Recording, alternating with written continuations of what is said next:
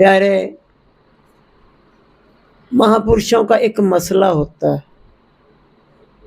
क्योंकि संसार के जीव तो फिर यहाँ से बाहर निकले तो फिर फंस गए, फिक्स है मामला, क्योंकि फंसना ही फंसना है ना। और लेकिन महापुरुष बीच में कुछ चलाते चलाते कहते नहीं, आते रहो, थोड़ा थोड़ा इधर का मसला भी हल करते रहो। तो प्यारे, बीच में थोड़ा छपरा जाना जरूरी था। पता नहीं कैसे टिकट हुई, मेरे को तो हमें अभी तक ही नहीं पता। हमने तो 20 तारीख की लखनऊ की टिकट भी रखी होगी, वो करवा रखी थी, और 22 की वापसी थी तेजस गाड़ी से। और देखो, एक बच्चा क्या जो है वो एक भगत, हमने कई बार नाम लिया, टेकचंद जी, मूलचंद जी, जो श्री गुरु महाराज जी ने एक बार आफ्टर ऑपरेशन भेजा था। उन्होंने मिलते थे, वहाँ पे हम जाते भी थे, और श्री गुरु महाराज जी की कथाएं, उनकी लीला, और कई बार हमने बताया कि उन्होंने श्री गुरु महाराज जी का बयान करना।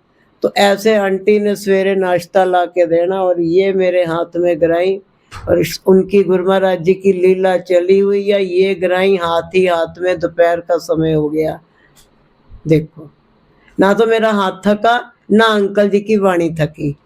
श्री गुरु महाराज जी की लीला है ही ऐसी। और वो बंदा गहरा जिसने उनके साक्षात दर्शन किए हुए, अरे पुत किवें दसिए, वो तो इंज चलेंदे आई कि ओ गए संत ते पीछे दौड़ा लांदे हुंदे सन।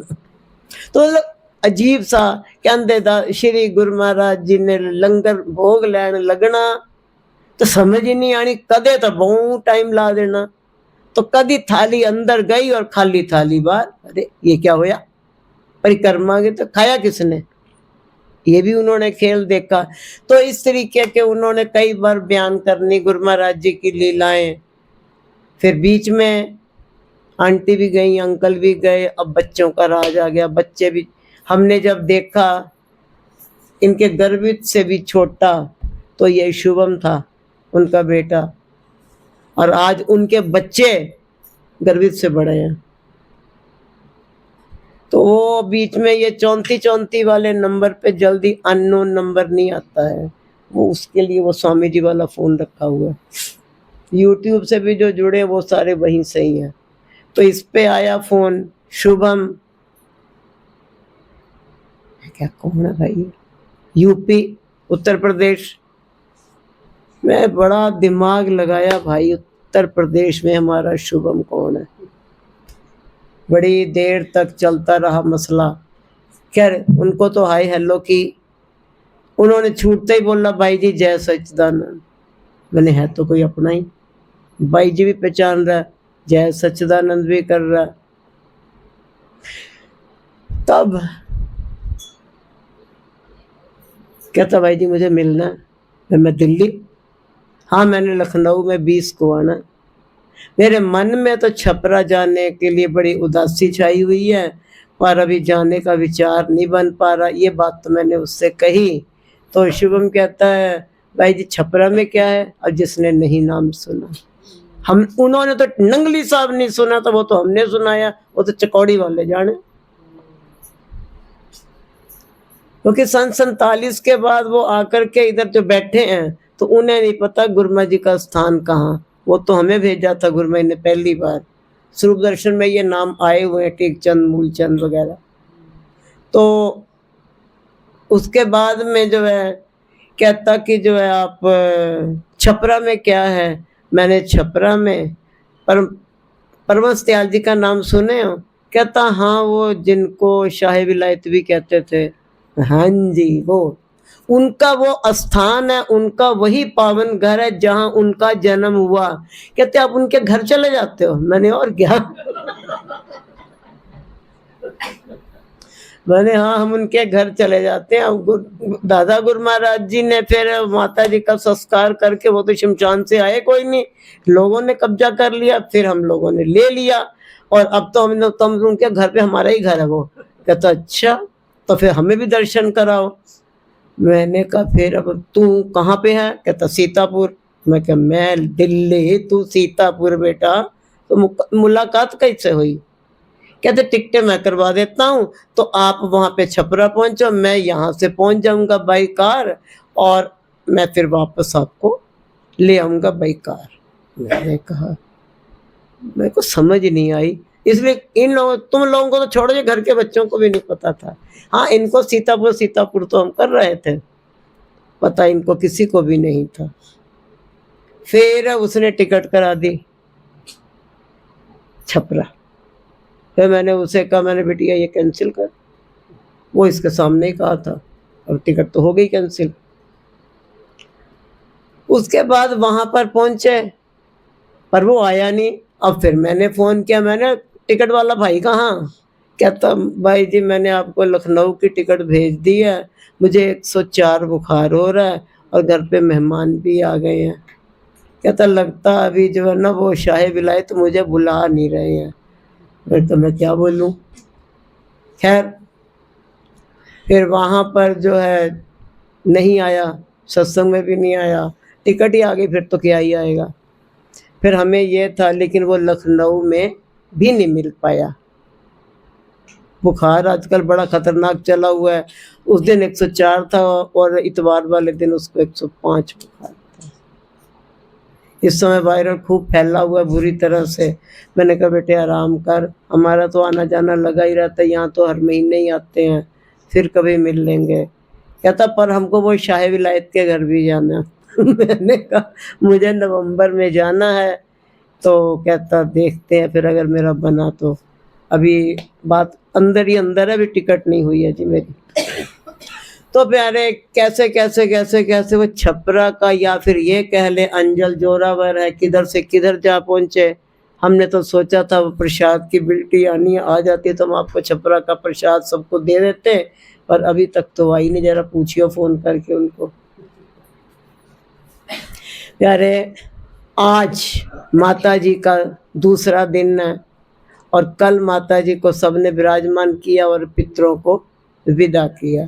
तुम लोगों ने तो पितरों को ही विदा किया, लेकिन उधर समुंदर पे पुल बनाने की बात चल रही थी और पुल बन रहा था इन्हीं दिनों के अंदर, और उसी बीच में जो है एक पहाड़ लेकर के जो है हनुमान जी निकले अयोध्या के ऊपर से। तो अभी उन्होंने देखा ये कौन सा, उन्होंने तो राक्षस ही समझा, कहते लगता कोई गलत बंदा यहाँ से जा रहा है। तो उन्होंने उठा के भरत जी ने बाण मारा तो वो जय श्री राम करते हनुमान जी गिर गए। तब जब हनुमान जी के द्वारा उनको प्यारे ये सूचना मिलती है कि ऐसे ऐसे झंझट पड़ा हुआ, सीता भाभी का हरण हो गया है, ये सारी बातें पता चली, तो फिर कल के दिन कनागत बीते।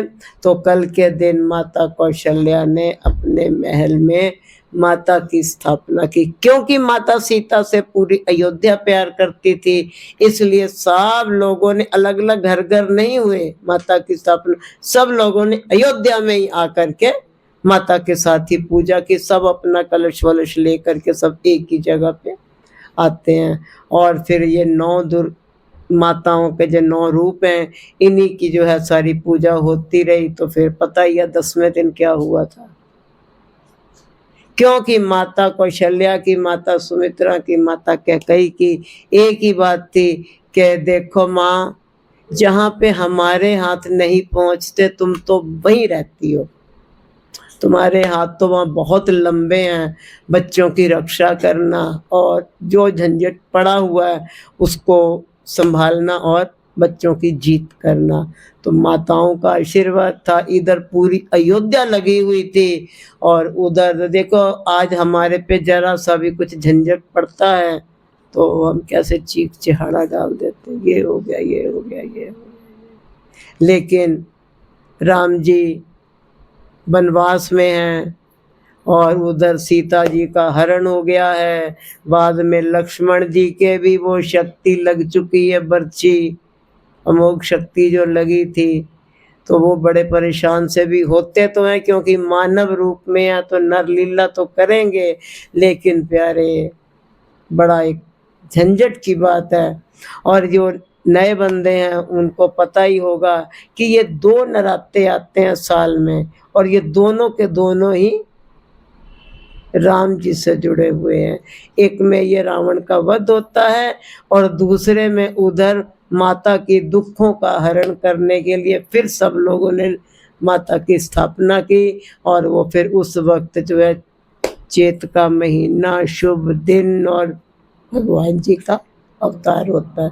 तो प्यारे ज़्यादा नहीं कहेंगे, केवल हमको इतना ही कहना है कि प्यारे ये नहीं कि माँ को याद करो या ना करो, लेकिन जो जगत में माताएं हमारी माएं घूम रही हैं उनको अगर हमने अपने से बड़ों को अगर हमने सम्मान ना दिया तो हमसे लिखवा लो, वो माता भी खुश होने वाली नहीं है।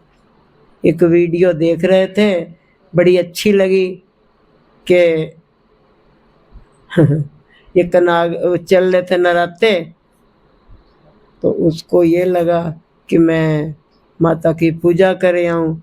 तो एक भिखारी बैठा हुआ है मंदिर की चौखट पे, तो वो बैठा उन्होंने क्या उन्हीं को पकड़ा और बोले लाला बड़ी भूख लगी है कुछ खिला दो। उन्होंने कहा ये लो पैसे, कहते पैसे ना चाहिए, भोजन चाहिए, भूखे को खाना चाहिए। केले वेले थे उनकी थाली में, कहते ये ले लो, कहते नहीं भोजन चाहिए, अन्न चाहिए हमको। तो उन्हें समझ में नहीं आई, कहता मैं फिर चलो घर चलो, फिर आप आ जाओ।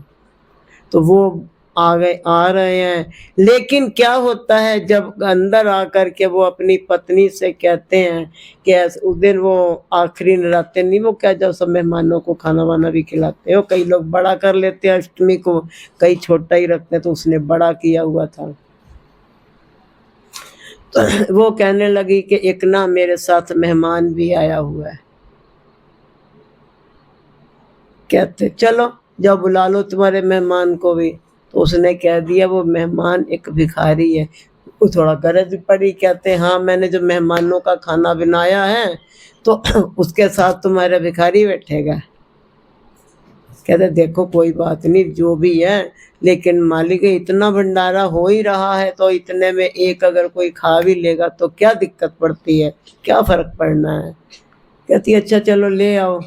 और बाहर दरवाजा देखा तो वहाँ 2 बंदे थे, एक महिला भी थी, वो भी ऐसे ही फटे हाल।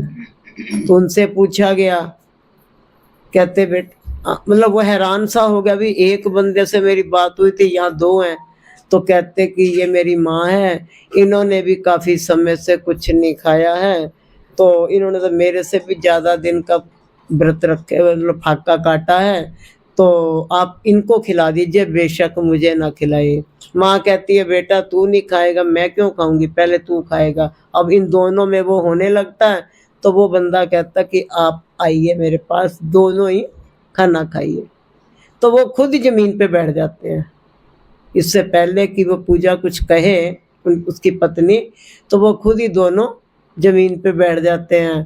तो पत्तलें लग जाती हैं, आलू पूड़ी थी, खीर थी, रहता था, जो भी था, 1 बार लिया 2 बार लिया थी और पूरे का पूरा भंडारा खा लिया उन्होंने।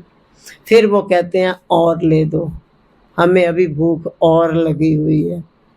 तो वो अंदर इतना तेज बड़बड़ा रही है, कहती अब उनको सामने नहीं, पतीले ले जा, तुम्हारे पता नहीं कौन जन्म के भुक्खड़ जो आ गए हैं भिखारी, तो ये पतीले ले जाओ, उनसे कह दो इन्हीं को चाट लो, और पूड़ी पाड़ी कुछ नहीं बची है। और उनके साथ जो है वो कुछ तो पूड़ियों की सूखा साखा पड़ी पापड़ी पड़ी होगी, तो वो खा लेंगे दोनों, ले जाओ वहां पे। और वो बार बार चिल्ला रही है, वो उसने देखा बर्तन खा लिया, रख दिया ढक के वैसे ही। फिर दोनों पति पत्नी, वो पति बहुत शांत दिखाया, तो वो बार बार यही कह रहा कि जो है तुम्हारा उसमें बस तुम्हारा, अब मेरे को ये सोचो बताओ मैं मेहमानों को क्या खिलाऊंगी, इतनी जल्दी मैं थोड़ी ना 50 लोगों का खाना बना पाऊंगी। सोचो जो 50 लोगों का वो अकेले दोनों खा गए, तो बड़ा दोनों में नोक-झोंक होती है। तो वो कहता है पतीला देख तो लो, शायद कुछ ना कुछ थोड़ा बहुत खुरचन पुरचन बची हुई हो। तो जैसे फिर वो तो कहती है मैंने देख लिया, तुम देख लो, बड़ा शायद तुम्हारे हाथों में कोई जादू आ गया हो। जब पतीला खोला, ढक्कन भरा पड़ा सब्जी का, लगा ही नहीं, एक भी बार किसी ने खाया है। अब दोनों के कान खड़े हो गए, ये क्या? पूड़ियां भी सेम भरी पड़ी, एक भी पूड़ी कम नहीं है। हलवा खीर जो भी था सब एज इट इज भरा पड़ा, कुछ भी कम नहीं हुआ, जैसे किसी ने खाया ही नहीं, अभी भोग ही लगना है। तो वो बड़ी हैरान से भी होते हैं दोनों के दोनों, कहते हैं चलो हम उनको थैंक यू तो बोले, वो बारे ही नहीं। अब वो दोनों इधर उधर देखने लगते हैं, तभी पति की नजर पड़ती है, कहते पूजा वो देखियो, दोनों के चरण छुपे हैं। वो चरणों पे प्रणाम करते हैं। पूजा वादा करती है कि मैं आज के बाद हर किसी के अंदर इन भगवान का रूप देखूंगी और मैं सब छोटे बड़े का सम्मान करूंगी। आज तक का मैंने उनको जो कहा और आपको जो कहा, मैं माफ़ी मांगती हूँ उनसे भी दिल से, जहाँ है मुझे माफ़ करें, और पतिदेव आप भी मुझे माफ़ कर दो, मैंने आपको भी बड़ा बुरा भला करा। अब वो मंदिर का माता तो पता नहीं खुश होगी कि नहीं होगी, लेकिन इधर ये जो शिव पार्वती दोनों आए हैं माँ बेटा बन के, जो भी बन के आए हैं, तो ये सोचो कि जो है वो तृप्त होकर के गई और कुछ घटा नहीं, बिल्कुल भंडारे भर के गए। हम ये सोचते हैं अरे इतना सा खाना है तो ये इनको क्या खिला दे, उनको क्या खिला दे, नहीं, जो भी खाता है अपने मुकद्दर का खाता है, अपने भाग का खाता है। अब मेरा अंजल बिना फालतू की बात में छपरा का था, लखनऊ पहुंचे तो 8 बंदों का हरदोई में था, हरदोई वालों है 7-8 लोग आ रखे थे। अरे उनको नहीं आए, उनका अंजल था वहां पे, और वो फिर सोनी के घर में था दोपहर का लंगर। सोनी के थे, हरदोई वालों का क्या लेना देना। वहां पे गए, सब लोगों ने खाना बना। तो ये जो सारी सृष्टि है सब लेन देन का चक्कर पड़ा हुआ, हम ऐसे ही दाता बने घूम रहे, हम कुछ नहीं कर रहे। अब आपको शायद पता होगा कि नहीं पता, नहीं पता तो सुन लो, पता है तो दोबारा सुन लो। जब अश्वमेध यज्ञ हुआ था बीच में, युद्ध होने से पहले की बात है, तो उस वक्त जो है उस यज्ञ में भगवान कृष्ण ने अर्जुन से कहा कि कोषाध्यक्ष कर्ण को बना दो, जबकि कर्ण तो कौरवों के दल का था ना। तो अर्जुन को नहीं ये बात समझ में आई, और भीम तो और उतावला था। फिर सबके कहने पे युधिष्ठिर ने पूछा, केशव आपको तो पता है कि ये जो बंदा है कर्ण, विपक्ष पार्टी का है, ये तो खुले हाथ लुटाता फिरेगा, और ये लुटाएगा तो कोषाध्यक्ष कोष सारा खाली कर देगा। भगवान ने कहा, देखो धर्मराज पुत्र, मैं कभी भी आपको पता गलत बात नहीं करता हूं, आप यज्ञ होने दो, फिर देखेंगे कितना इसने खाली किया। यज्ञ पूरा हो गया, अगर उसके अंदर जो 1000 मोहरें रखी थी, तो बांटने के बाद, खूब लुटाने के बाद उसमें 25,000 मोहरें वापस पड़ी हुई थी। केशव ने कहा, महाराज युधिष्ठिर, बात यह है कि इसके हाथों में एक ऐसी रेखा है जो इसको नहीं पता, ये जितना बांटेगा ना दुगना आ जाएगा, ये बात इसको नहीं पता है। तो कोई बात नहीं, हमें तो पता है ना, तो हम तो फायदा उठा ले। है तो क्षत्रिय है ना वो भी, और उसका युधिष्ठिर का भाई भी है, पर हालात कैसे बने, बेचारा विपक्ष की पार्टी में चला गया और जैसा भी रहा। तो क्या हम फालतू के दाता बनते हैं कि हम मैंने ये किया, मैंने ये किया? हुए माई कुछ नहीं है, हम कुछ नहीं है करने वाले मालिक खुद हैं, और वो पता नहीं किसके हाथ से क्या करवा दें। एक संत हुए हैं, वो अगर शाम के समय सबको दान देते थे, पर वो ऐसे नजरें ऐसे झुका के जो भी आ जाए आंख बंद किए रहते थे, जो भी हाथ फैलाए आंख बंद किए किए देते रहते थे। किसी ने पूछा, भाई आप ऐसे नजरें झुका करके क्यों दान देते हो, सबको बांटते हो तो नजर क्यों झुका लेते हो? कहते क्या करूं, बात ही ऐसी है, मैं तो कुछ नहीं करने वाला सारा मालिक है। लेकिन जब सब लोग जय महाराज की जय, तो फिर मेरे को शर्म आ जाती है, फिर नजर झुका ही लेता हूँ, क्योंकि देने वाला तो कोई और है। मैं ऐसे कैसे जबरदस्ती का कैसे गुणगान ले लूं? तो मैं बस उनका धन्यवाद करता रहता हूँ, बांटता रहता हूँ। तो प्यारे, ये मालिक की मौज होती है कि वो हमसे क्या करवाएंगे, कैसे करवाएंगे और कितना करवाएंगे। हम कुछ भी करने वाले, कई बार यहाँ पर भी देखा, थोड़ी सी सब्जी बनती है, बाद में चुकाई नहीं चुकती। वो उनके यहाँ गए जब सोनी के यहाँ, अब सिंधी कढ़ी बनाई थी उसने, और वो सिंधी कढ़ी तो पहले ही बना चुकी थी, और मेरा पहले 2 बंदों की बात आई, फिर 4 हो गए, फिर 6 हो गए, फिर 8 हो गए। अब वो 8 बंदों, सोनी से जब यही बात वहां पे चल रही था डिस्कशन, तो सोनी कहती है भाई जी, उसके बाद हम तो सड़क पे बांट बांट के थक गए, वो कड़ी ना खत्म होके दी। यदि बनाया तो हमने 8-10 लोगों के लिए ही था, और हमारे 8-10 के अलावा 8-10 और खा गए, और आप सब लोग भी खा गए, लेकिन जो है 8-10 लोग बाद में मतलब बांट बांट के पतीले को मैंने उघाड़ा छोड़ दिया कि बरकत अब इसकी ये तो खराब हो जाए। प्यारे, मालिक पे अगर हम भरोसा रखें तो मालिक स्वयं बरकत देता। बस एक काम करना, अपने लंगर को ढक के रख। तुम लोगों की यहाँ पर भी बड़ी गंदी आदत है, ढक्कन कहाँ होता, कुकर कहाँ होता, हॉटकेस कहाँ होता, और वो कहाँ होता, बांटते रहते हो। हमेशा ढक के रखोगे तो बरकत और डबल रहेगी। बाकी तुम्हारी मौज।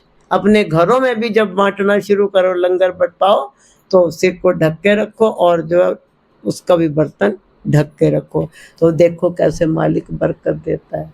तो प्यारे, इसी के साथ ही वाणी को विराम देंगे।